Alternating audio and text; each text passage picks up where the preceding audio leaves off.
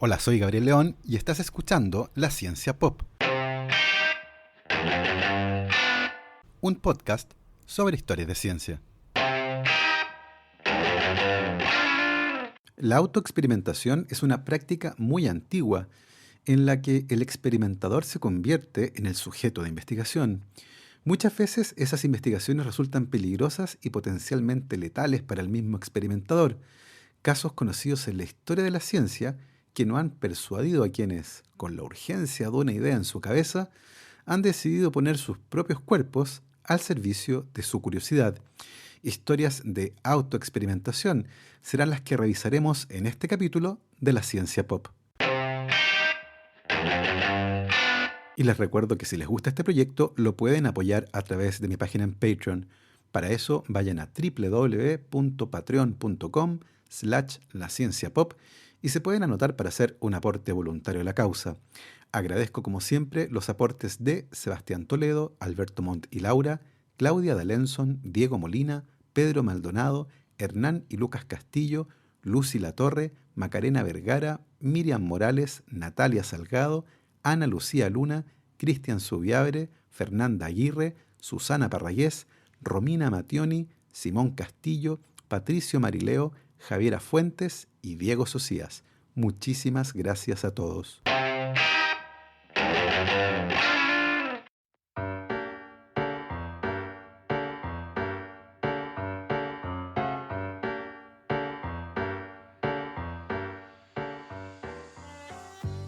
La experimentación humana es hoy una práctica fuertemente regulada y esencial, por ejemplo, para la aprobación de nuevas drogas y fármacos, porque si bien hay algunos aspectos del desarrollo de las nuevas drogas que pueden ser estudiados en células en cultivo o usando modelos animales, como ratas o ratones, llega un punto en el que hay que tener evidencia de la seguridad y efectividad de cualquier producto farmacológico nuevo en ensayos realizados en seres humanos.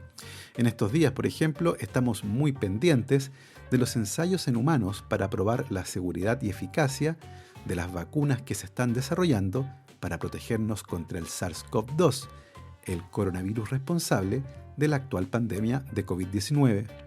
Los ensayos clínicos de las vacunas son usualmente críticos y, por ejemplo, en el caso de la vacuna contra la poliomielitis, desarrollada por Jonas Salk en la década de los 50 en Estados Unidos, involucró la participación de 1.800.000 niños en la última fase de esos ensayos, que buscaban confirmar la seguridad y la efectividad de esa vacuna.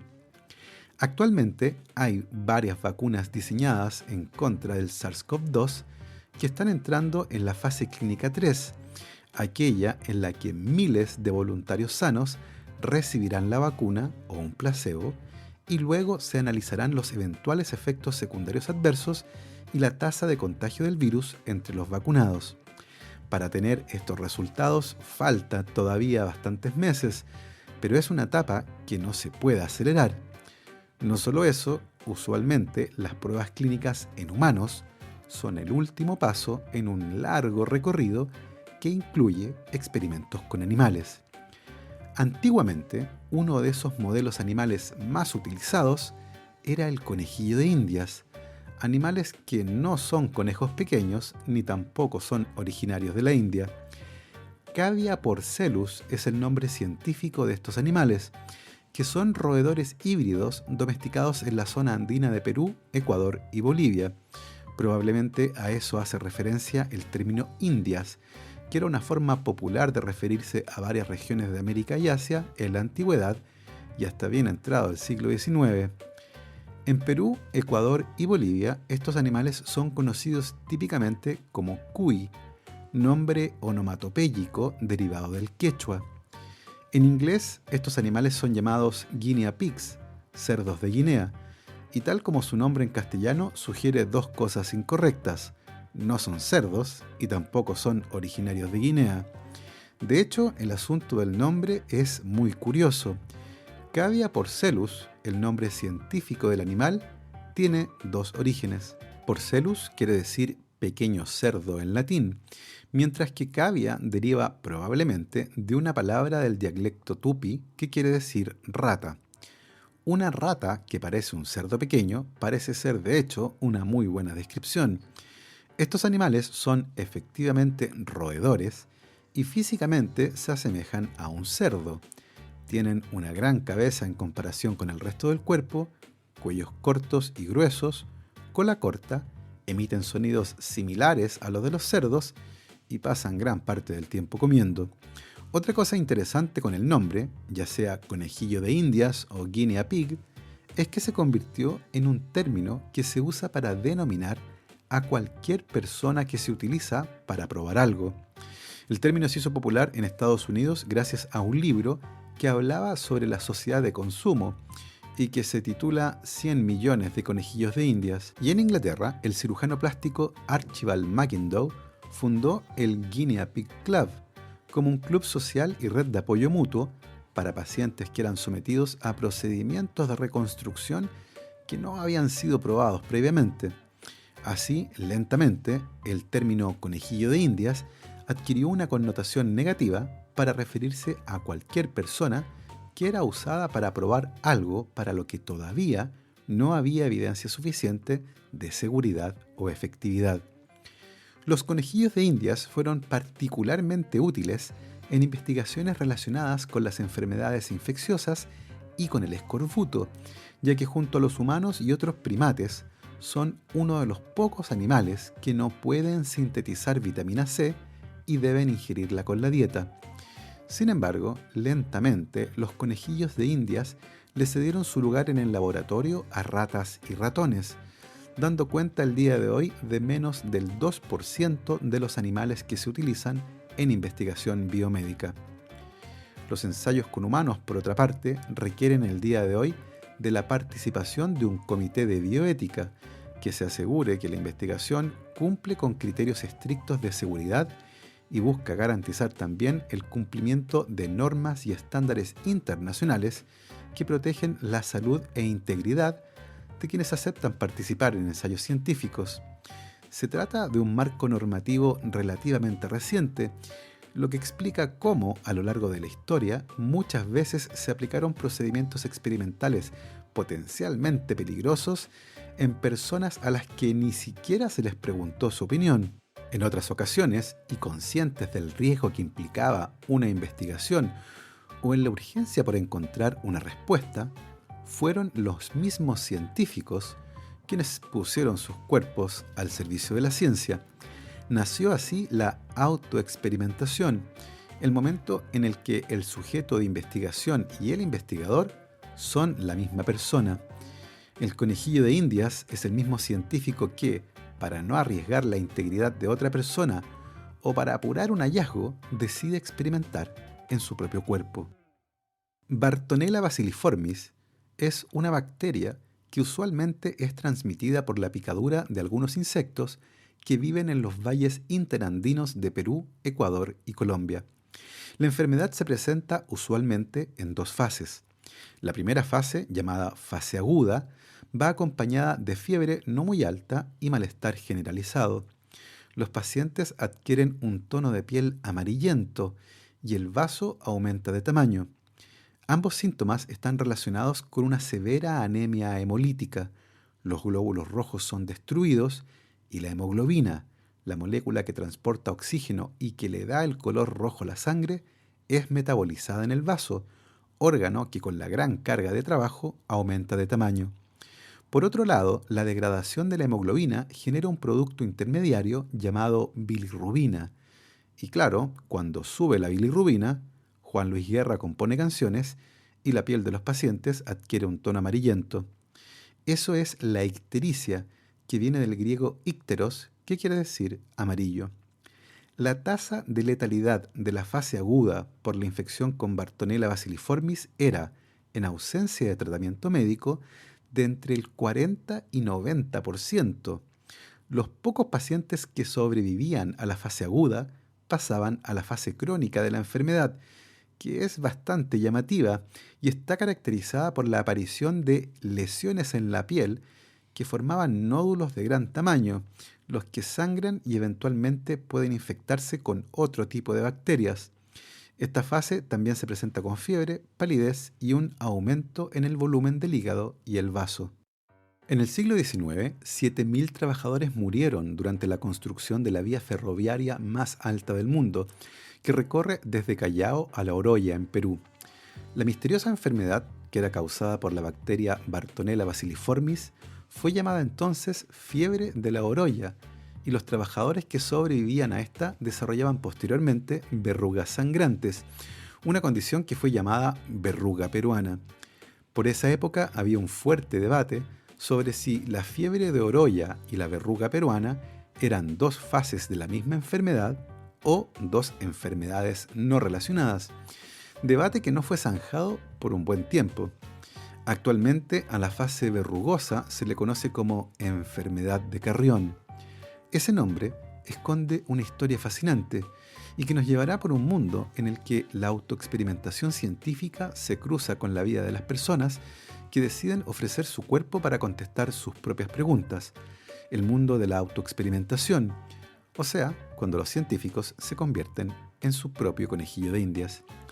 Daniel Alcides Carrión nació en Cerro de Pasco, una ciudad ubicada en la zona del centro del Perú, a una altura de 4.330 metros sobre el nivel del mar, siendo una de las ciudades a mayor altura en el mundo.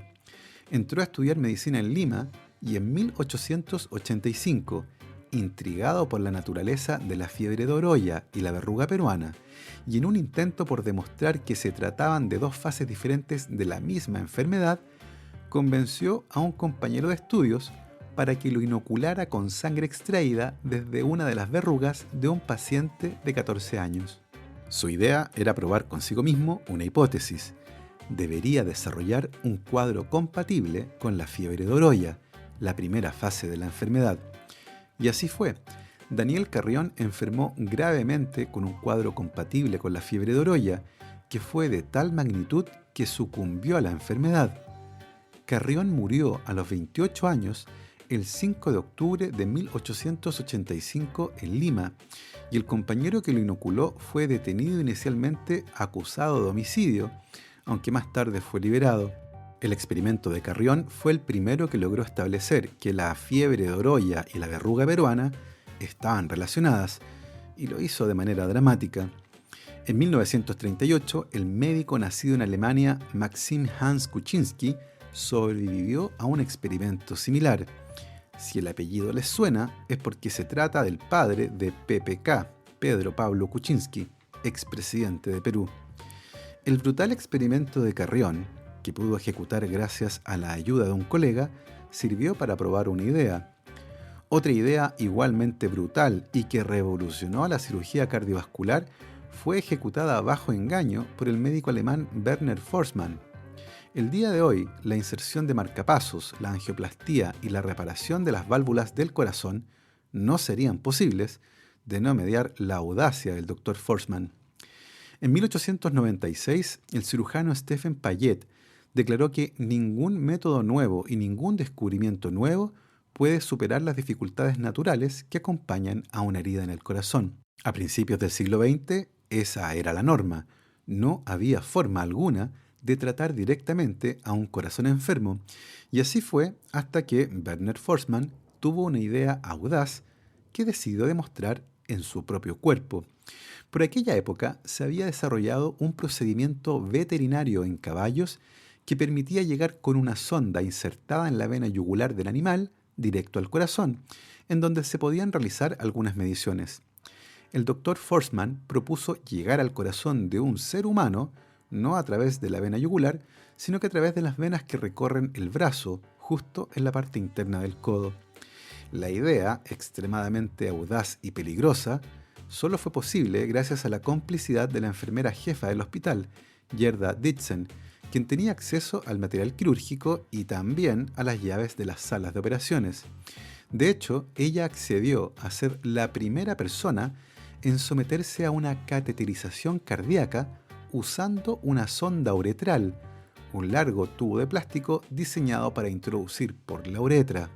Se suponía que el Dr. Forssmann anestesiaría localmente a la enfermera antes de introducir el catéter por una vena del brazo, así que la acostó en una camilla y con la excusa de maximizar la seguridad durante el procedimiento, ató a la enfermera usando las amarras disponibles en la camilla.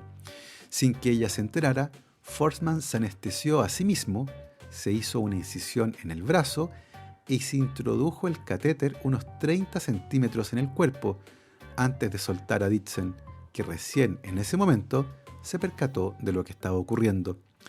Rápidamente bajaron al sótano del hospital, donde estaba la máquina de rayos X, y tomaron imágenes del procedimiento que indicaba claramente que el tubo aún no había llegado a su destino. El Dr. Forsman forzó entonces el catéter más lejos hasta que entró en la aurícula derecha. En ese momento el técnico tomó una fotografía y obtuvieron la prueba que necesitaban. El Dr. Forsman removió entonces el catéter sin incidentes.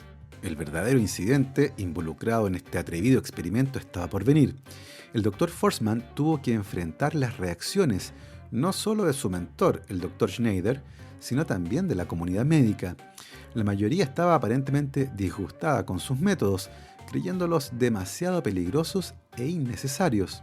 Después de repetidos autoexperimentos, el Dr. Forsman aprendió que su procedimiento de autocateterización podría realizarse de manera segura y presentó sus hallazgos con pruebas fluoroscópicas a la comunidad médica alemana. A pesar de la creciente ola de oposición a sus hallazgos, el Dr. Forsman siguió adelante.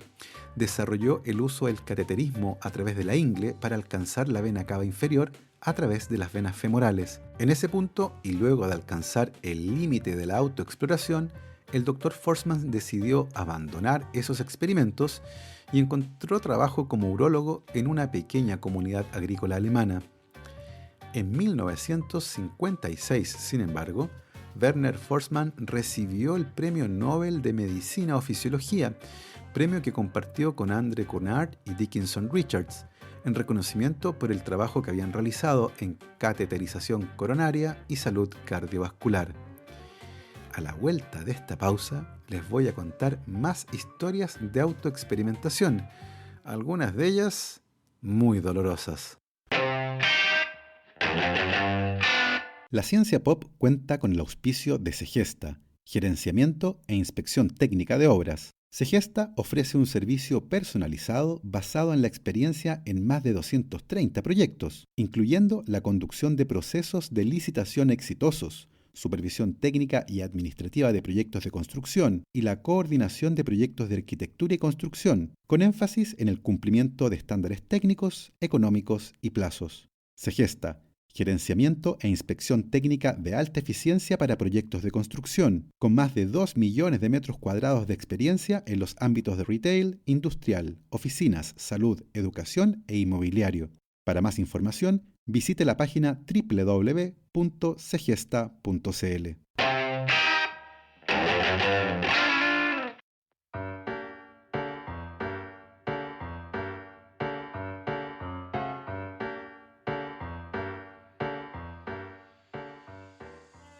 Muy probablemente ustedes saben que en la vida hay experiencias dolorosas, pero se requiere un tipo especial de personalidad para convertir a esas experiencias en un apostolado. Justin Schmidt es un entomólogo que se enfoca en estudiar a un grupo de insectos llamados himenópteros, una gran familia de la que forman parte hormigas, avispas y abejas.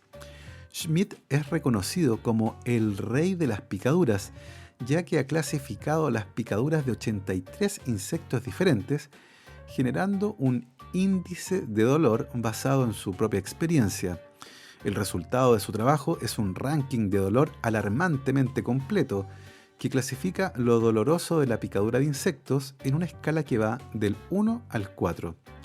Por ejemplo, la hormiga roja de fuego, nativa de América del Sur, es, a pesar de lo que sugiere su nombre, solo un 1 en la escala de Schmidt.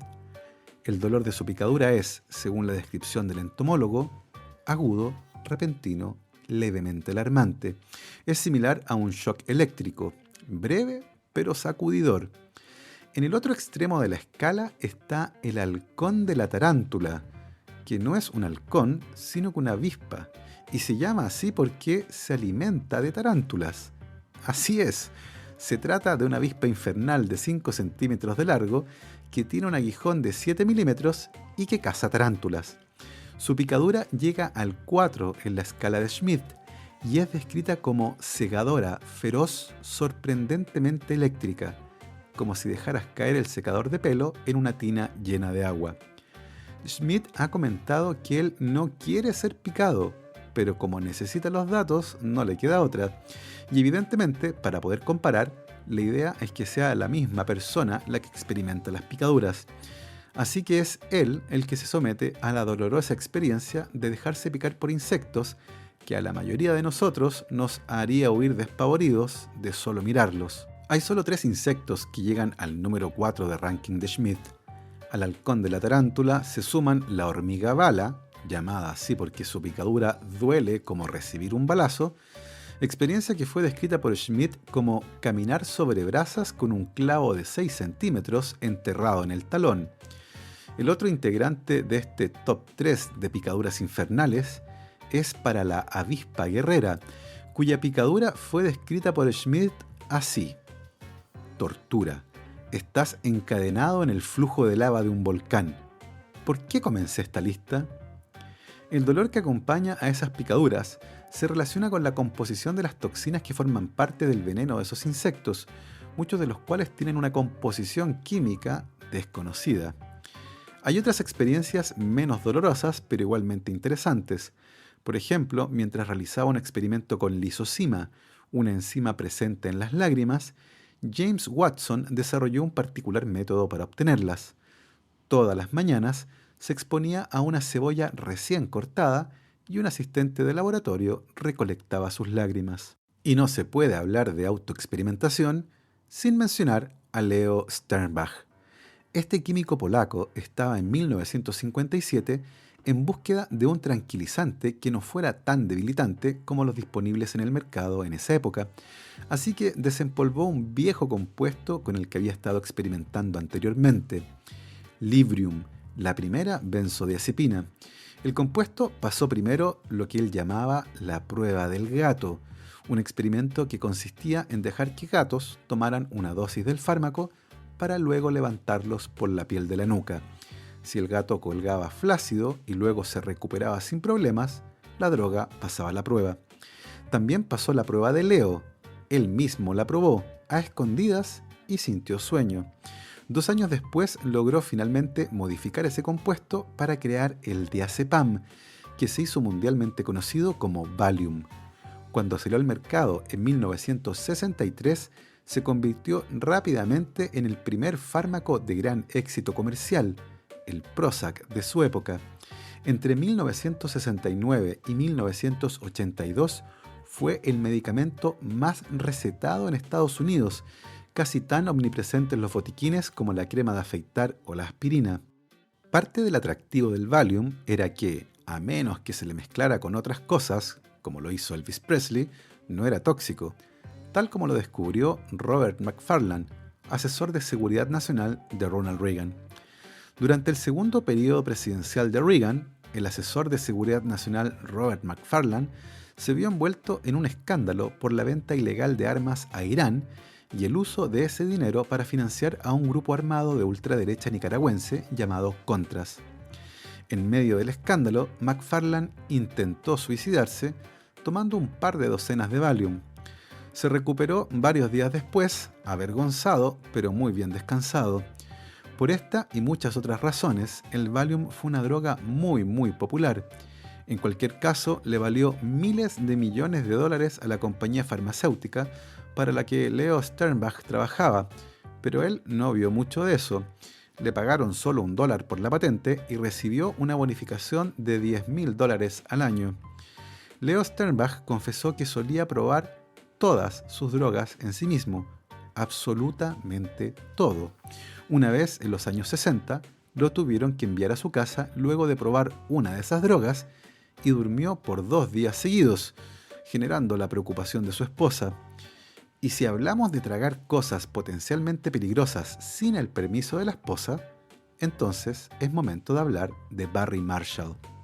A principios de julio de 1984, El joven gastroenterólogo australiano Barry Marshall se sometió a una endoscopía estomacal. Él no estaba experimentando molestias de ningún tipo en su estómago, pero sí en su cerebro, y la molestia que tenía era una idea que se relacionaba con el origen de las úlceras gástricas. En la década de 1980, la teoría predominante era que las úlceras gástricas eran principalmente una afección psicosomática causada por demasiado estrés. En consecuencia, los pacientes eran tratados con tranquilizantes, antidepresivos, psicoterapia o antiácidos. Sin embargo, desde la década del año 1940, varios estudios habían demostrado la presencia de un tipo de bacteria con forma de espiral en las biopsias de estómago de pacientes afectados con úlceras gástricas, hallazgos que fueron confirmados con mayor facilidad a partir de la implementación de las técnicas de endoscopía gástrica desarrolladas en la década de 1970.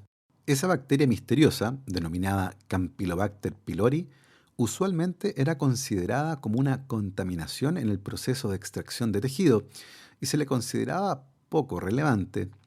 Sin embargo, Barry Marshall y sus colegas del Hospital Fremantle en Perth, Australia, habían detectado la bacteria en 58 de 100 biopsias realizadas a pacientes con úlceras gástricas durante los años 1983 y 1984, y una idea empezó a rondar en la cabeza de Marshall. ¿Y si es la bacteria la que causa las úlceras? Para demostrar algo así, recurrieron a un viejo manual, los postulados de Koch. Robert Koch es uno de los padres de la microbiología y ganador del Premio Nobel por el descubrimiento del agente causante de la tuberculosis, una bacteria denominada coloquialmente como bacilo de Koch. Koch desarrolló una serie de postulados que en muchos casos permite establecer un vínculo causal entre un patógeno y una enfermedad. Uno de los postulados establece que, para probar el vínculo causal entre una bacteria y una enfermedad, una persona u otro animal sano debería contraer la enfermedad cuando se expone a la bacteria que uno cree que la causa. Lamentablemente, la bacteria Campylobacter pylori no infectaba a ratones o cerdos, y hacer experimentos con primates no humanos era tremendamente costoso. Así que Marshall y sus colegas hicieron en julio de 1984 lo único que les quedaba. Luego de confirmar que el estómago de Marshall estaba en perfectas condiciones, tomaron la bacteria que había sido aislada del estómago de uno de sus pacientes, la crecieron en el laboratorio, la pusieron en un medio líquido dentro de un vaso de precipitado y Barry Marshall se la bebió de un trago. 3 días después, Marshall sintió náuseas y su madre le dijo que tenía mal aliento. Luego comenzó a vomitar. Una endoscopía confirmó la presencia de úlceras en su estómago y finalmente su esposa lo obligó a tomar antibióticos. Con su famoso autoexperimento, Marshall pudo demostrar que la bacteria, ahora llamada Helicobacter pylori, puede causar gastritis aguda, que a su vez puede causar úlceras. No había pedido a una comisión de ética permiso para realizar este experimento. Bueno, tampoco se lo pidió a su esposa, lo que probablemente es peor. Sus colegas pensaban que estaba completamente loco para correr un riesgo como ese. Marshall comenzó a tratar a sus pacientes con antibióticos y sus resultados fueron impresionantes. A partir de su práctica clínica, desarrolló la teoría de que la bacteria causa gastritis, úlceras estomacales dolorosas e incluso cáncer de estómago. A partir de este momento, el Helicobacter pylori se convirtió en el enemigo número 1 de los gastroenterólogos y se usaron antibióticos para combatirlo. En octubre de 2005, Barry Marshall y su antiguo compañero de trabajo Robin Warren recibieron el Premio Nobel de Medicina o Fisiología por el descubrimiento del rol que tiene la bacteria Helicobacter pylori en el desarrollo de gastritis y úlceras pépticas, siendo probablemente el último de los ganadores de este premio que realizó autoexperimentos para demostrar el punto que le valió el premio. Bueno, al menos el último hasta ahora. Sabemos que a veces la urgencia por demostrar una idea molesta, de esas que hacen picar el cerebro, puede ser más fuerte. Esa fue nuestra historia de esta semana. Espero que la hayan disfrutado porque al menos yo lo pasé muy bien escribiendo este guión. Nosotros, como siempre, nos escuchamos la próxima semana. Recuerden que este podcast tiene capítulos nuevos cada viernes y a mí me encuentran en Instagram y en Twitter como @GaboTuitero. Que estén muy bien, recuerden lavarse las manos y que la ciencia los acompañe.